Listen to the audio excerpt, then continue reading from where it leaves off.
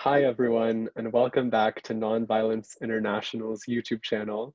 My name is Nimesh, and in this latest installment of the Spotlight series, I have the great privilege of speaking with Magaly Licolli, who is the executive director and co-founder of Venceremos, a human rights worker-based organization that works to ensure the dignity of poultry workers.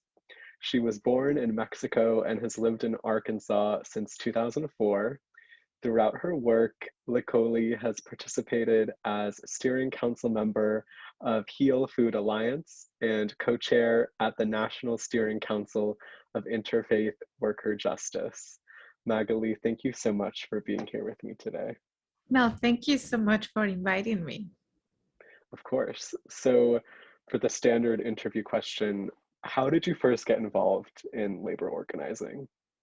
Yeah, well, it was a quiet journey because my background is theater. So I grew up doing theater in Mexico, but then for life reasons, I moved to Arkansas. I ended up moving here, and I went to the university. And once I graduated, I began engaging more with the with my own community because I came, I mean, as an immigrant, I didn't know English, but I had the privilege to learn English as my second language and to go to the university.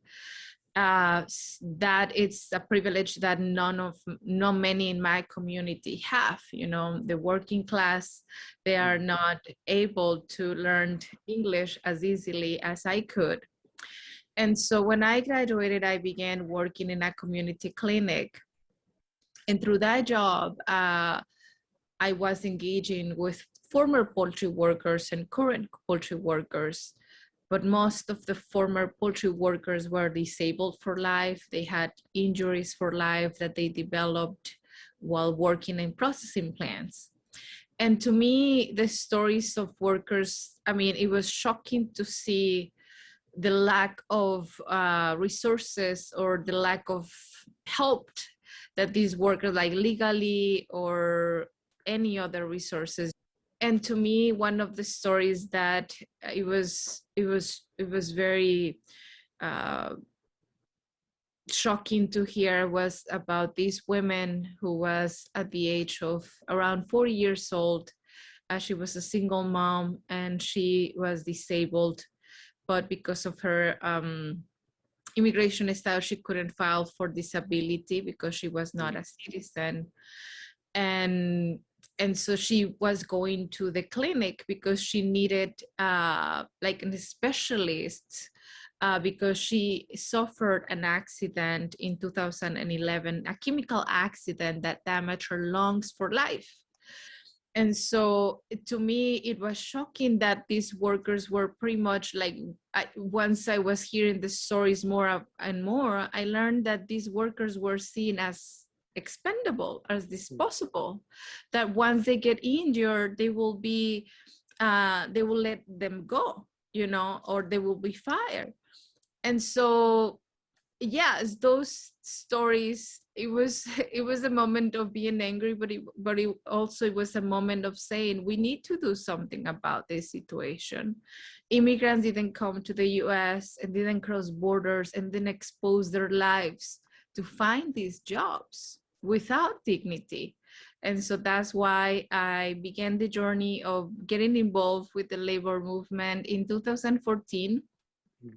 And from there, I've been uh, growing and learning with workers about how to change their working conditions. As I was doing research, one thing that I found interesting was you've talked about how when you were first getting into labor organizing, you were interested in the International Workers of the World, Mhm. which is a socialist slash anarchist group. I am a leftist. I think a lot of leftists um, are interested in organizing workers and achieving greater worker power and challenging the power of these corporations.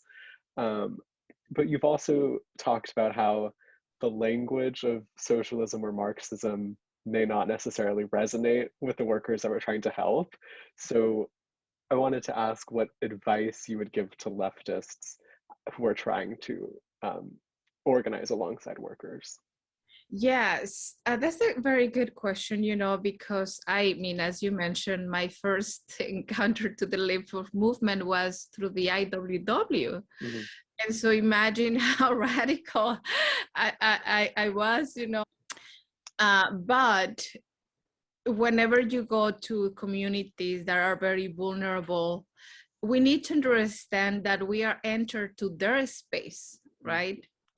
And so we need to be mindful about how we interact with them. So you're not going to come to their spaces and tell them what they believe is wrong, and tell them what they do is wrong, and it's not about, or what they think politically is bad or is wrong, because the immediate need that we need to do to engage workers is what is our objective, right? So the objective is to change the working conditions so they can have dignity in their workplace. And so I think sometimes workers or organizers fail to be patient, fail to be with the workers, to be with them, to know that our communities are not perfect, that there is a lot of things that we will hear that probably are gonna be non-politically correct, but that we are there to grow with them and to be with them, to one day we all have the same consciousness. Yeah. That's I think that's great advice. Can you talk about how the COVID pandemic has exacerbated the situation for poultry workers? Mm-hmm. Yes, I mean, I've been organizing before the pandemic, and the conditions were really bad. Like, workers were struggling to have decent bathroom breaks. The line speed was already running too fast.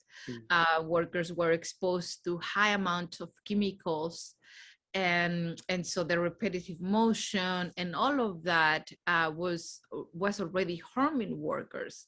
But with the pandemic, those conditions became worse.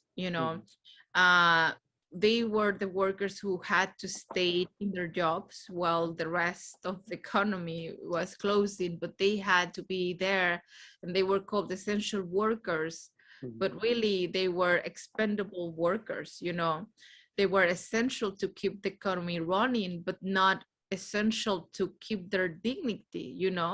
I could tell you as an organizer too, that if all the time it is very hard to organize with workers, and especially these workers that are in rural communities that don't have enough opportunities of other jobs, that get locked up in this type of jobs, and it's very difficult.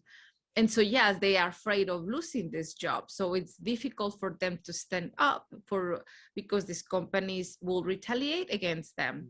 So I could tell you that during the pandemic, I saw that fear, but they were more afraid of dying and getting sick. They were more afraid of getting sick, their families, and being exposed to that. Most of them had already experiencing pre-existing conditions due to working in these plants. A lot of them suffer respiratory problems, and they knew that COVID was one of the main factors, was the respiratory problems that were developed by COVID. And so I think it was a historic moment that I saw, that for the first time, workers were like, no, let's stand up and fight. Let's tell everybody what's going on, what's happening inside the plants. And because these workers were exposing the stories, because of the workers were doing actions inside the plants, outside the plants, on the streets, virtually, it was, I think, it was necessary for the world or for the country to see what was happening, really, because everybody knew the stories, obviously, in the news. But when the workers are speaking up, that's powerful, you know. And so, yeah, the working conditions got worse because the line speed actually increased during the pandemic. They were given some waivers to some plants, but also it was just not only the waivers that those plants, certain plants have. We saw that during the pandemic because there is not enough regulations. All the poultry plants were violating the line speed because they were not inspecting that. They would just increase it, even if they didn't get these waivers. And so it's not truth that only these plants that got the waivers experienced the line speed issue. No, it was all the plants and all the workers that I've been speaking to were saying the same. Workers like in the deboning department, they have to work for, shoulder to shoulder, and they act pretty much as machines, you know, cutting the same repetitive motion. And so immediately, I mean, when we began hearing the outbreaks in other parts of the country, we knew that it was a matter of time that was happening here. And so we began doing actions in April of 2020. And we saw the first outbreaks in May and June, in July. When we went to the streets, everybody thought we were crazy. We were very dramatic. Why Magaly is doing this big noise with the workers there? And then what we said, it became the reality 4 months later. You know, that we had big numbers in Arkansas. A lot of people were dying. A lot of people were getting sick. Workers were dying. Were getting sick, infecting their families. A lot of their families passed away. And so, yeah, it's been really devastating moment for all these workers. In 2020, the CEO of Tyson placed these full-page ads in the New York Times and Washington Post, warning that the food supply chain was breaking and that the plants must remain operational. And then, of course, in response, Trump signed this executive order declaring that the plants must stay open. And I think that moment, it really struck me how the US government was essentially choosing to risk the lives of poultry workers in order to ensure company profits, to ensure the supply of meat to grocery stores. So I think that really showed the ways in which these workers are treated as cogs in this machine. And yeah. It was the first time that we saw, like, I mean, we knew and we know before, but it was like this time of like, oh, this is how capitalism is really working, you know, this is how it was meant to work. And so obviously is shocking, you know. But yeah, I mean, these companies had again a lot of political power, you know, because precisely because this government is capitalist, neoliberalist, you know, they will support the companies over the workers, and especially in the South, you know, in the South, the labor rights in the South are worse, you know, than the rest of the country, because we lived in right to work states. The unions are not strong. And so these companies are located, most of them are located in these parts of the country. So yeah, we saw how the system, it was really meant to work, and it was shocking to see how the points to where we had reached as a humanity. You've mentioned the immense, not only economic power, but political power that Tyson and other companies have. And you've talked about the worker-driven social responsibility model as a solution and a way to hold these companies accountable. Can you explain what that model is? Yes, you know, in our journey of seeking solutions and being an organizer and learning with the workers, I learned that the current ways of solving issues, like OSHA complaints, the current mechanisms that workers may have as a resource to find a solution are not working. We have seen in the last years decrease of OSHA budget. Actually, OSHA is not enough funded to do their job as they supposed to do, and that obviously has harmed the trust of workers.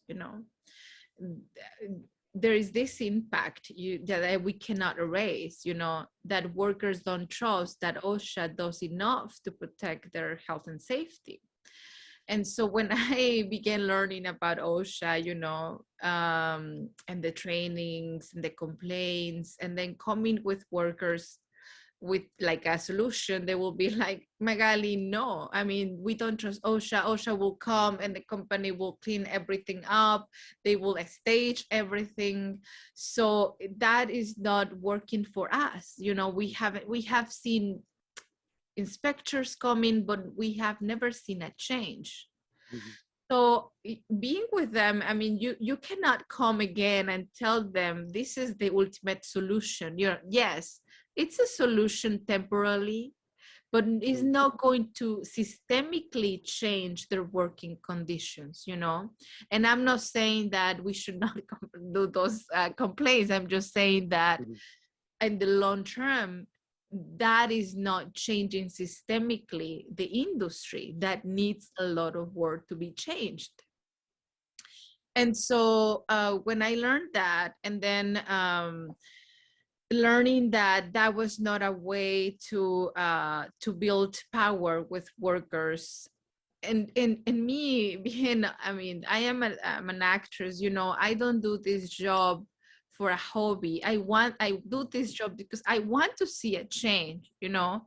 I wish that I could have another job, and I wish we didn't have these jobs because the world was just, but we don't have a fair world, right?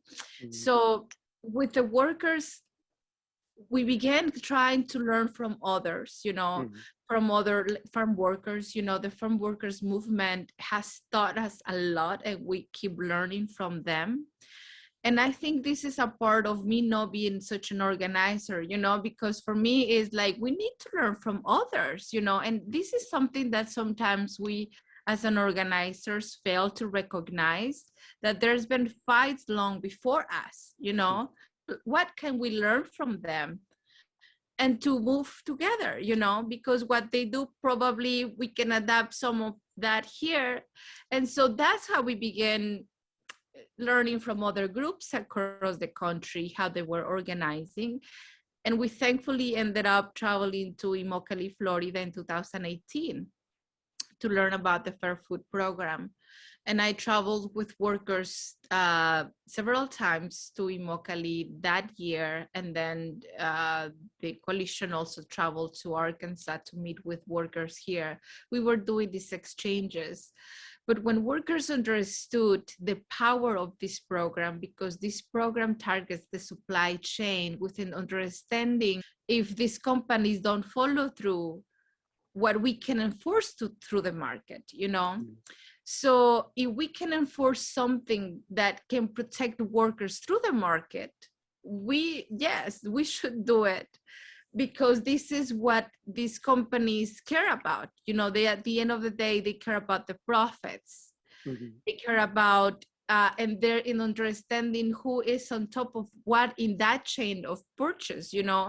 These companies will produce the chicken, but at the end of the day, they will end up in the stores of Walmart, in Chick-fil-A, in McDonald's, in Wendy's, and Burger King, And at the end of the day, who buys those products are the consumers. So the consumers should have a say in how we want our meat or our food to be produced, And so when the workers learned that, and they learned that it's just not only that, but the part of the monitoring, the monitoring part, to be sure that those commitments of that code of conduct would actually have an implementation in the reality of the workers, and the workers are part of monitoring that implementation. And so we traveled and we've met with farm workers that are working in fields that have these programs. We saw how the program is working. We talked to these workers, and the poultry workers said, Magaly, why don't we just do that in Arkansas with the poultry industry? And so we began imagining, with the workers about how the same formula could apply to the poultry industry. And from there, it's been like an eye-opening, to say we have now we have a direction, we have a target, we know where to go, and we need to find resources to make that possible. So yes, that's how it's been. Can you tell the story of, in December 2020, the Georgia's poultry plant walkout? Because I think that's a great example of how workers' nonviolent direct action can achieve small but meaningful victories. Yes, and I will say that because of the pandemic, we need to act immediately, and that's how I was like, okay, why I learned from IWW is to organize workers in the workplace, because OSHA went to sleep. They didn't do anything. The workers didn't have any mechanisms to file a complaint or to fight. And so me coming from IWW, I knew that if we organize workers in their workplace, they can achieve probably small and meaningful changes, or immediate changes. And because they have this urgency, it was like, we don't have any other option but to use these little laws that we have to protect workers for acting collectively. And we need to bring a team of legal advisors, that will help us with all of these actions that workers are doing. So it was very powerful because we began doing those actions with worker petitions. And still we're working with that same tactic. That worker petitions have become very useful for poultry workers inside, because it gives them the opportunity to sign up what they really want to change at the moment. And so the workers at this poultry plant were already doing actions like that, but the company didn't want to do anything. Actually, they were ignoring them completely. And because George's is a private company, it's so hard for consumers to connect that the chicken that they eat at Panda Express or Popeyes come from these plants, from the George's plants. But because they don't have like investors or public image, it's so hard to hit them, but the workers, when they were doing these internal actions, I told them, I was meeting with them, and they reached out to me to escalate the actions. And so they wanted to do an internal walkout, and they did it some days before and didn't work. And I told them, we need to escalate this to make it public, because if we don't make it public, they're not going to feel the pressure. And it's up to you at the end of the day what you want to do as workers. But that is, as an organizer, that what I could say, that this probably could be the next step to do. And they obviously, it's not that they weren't thinking about it. They were obviously just afraid of how to do it. And so that's how I began kind of like bringing allies together, and to notify them that this might had happened or might happen in the next days. And they were all aligned, to the workers' need, and told them that they were not alone. And so in everything at the last minute, it was so uncertain. I communicate that to some media, but I told them we don't know until that's actually happening, because at the end of the day, at the end, they could have said, no, we are too afraid and we're not going to do it. So we didn't really know. So they already had set a time, so I knew what the time was.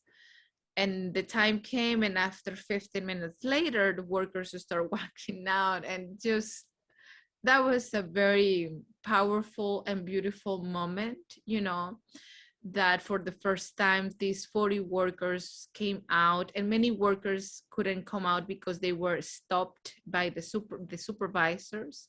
They were violating the right to organize and to fight collectively.